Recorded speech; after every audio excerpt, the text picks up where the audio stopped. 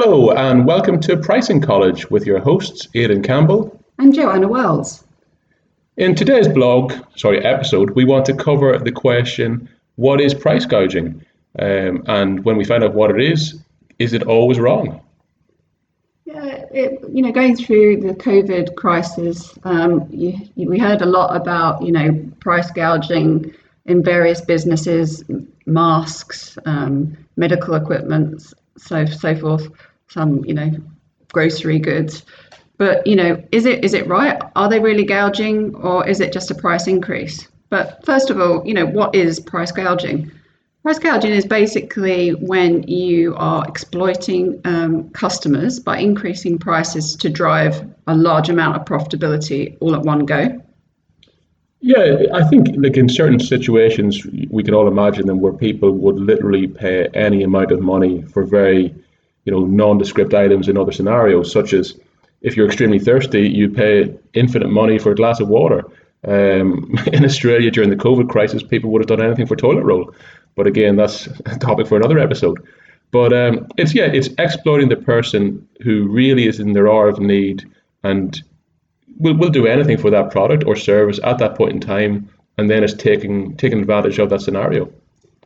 I think though sometimes people mistake price gouging and just like a basic price increase, and they use those terms kind of interchangeably, but they are different.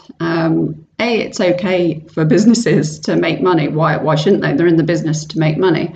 But sometimes when there is a demand for things like toilet paper, masks, because of a certain crisis, businesses have to increase their prices because they've got to make more of the product, and they've got to cover the production costs.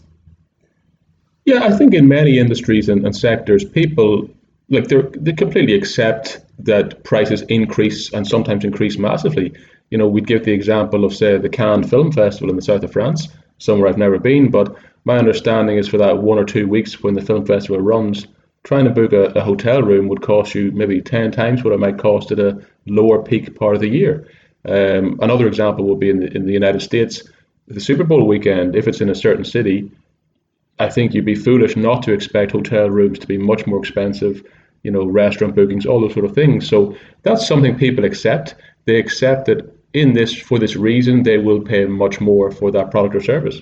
Yeah, it's like the market's been educated in certain contexts, like airlines and cruises, to pay more when there's higher demand.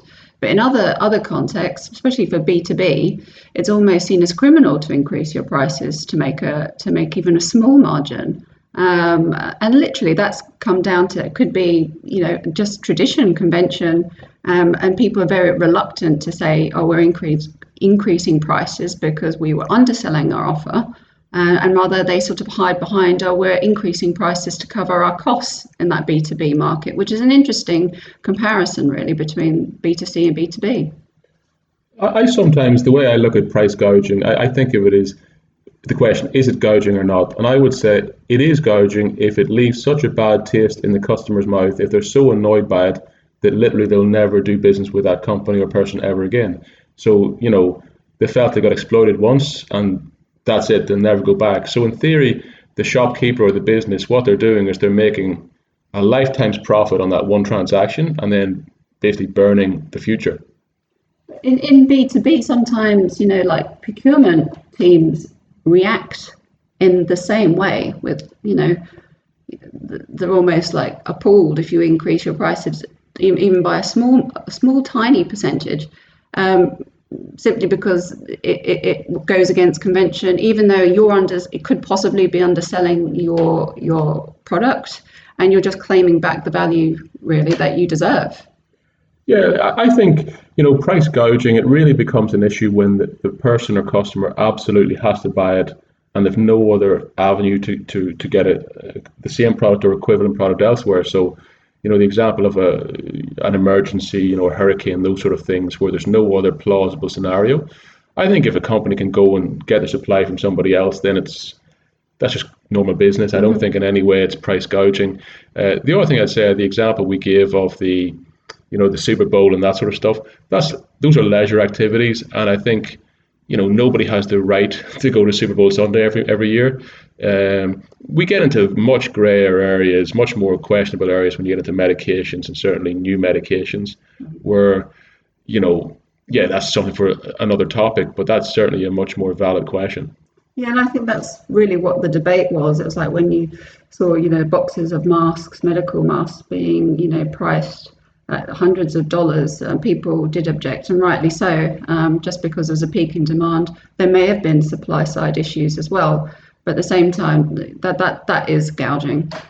Yeah, it's if you've bought a product or service, I'd say just ask yourself this question throughout the crisis: if you bought something and you felt you were exploited to the position that you wouldn't go back to that shop, ever again, I would say that qualifies probably as price gouging. Yeah, I'd say so. In layman's terms, obviously, but yeah, I think a rule of thumb, that's a good way to look at it. I think it would be a good topic, and we'll discuss this later, how you can justify a price increase. Because yes, you're going to have, some customers will reject or even feel emotional about any type of price increase. But this goes into like understanding your business model, understand the value that you offer, and then being confident in having that higher price, and then be willing to actually forgo some customers that don't agree with you. Yeah, and if anyone's looking for lots of toilet roll, I've still got huge amounts of it in the garage. Anyway, on that bombshell, have a nice afternoon. Yeah, thanks a lot.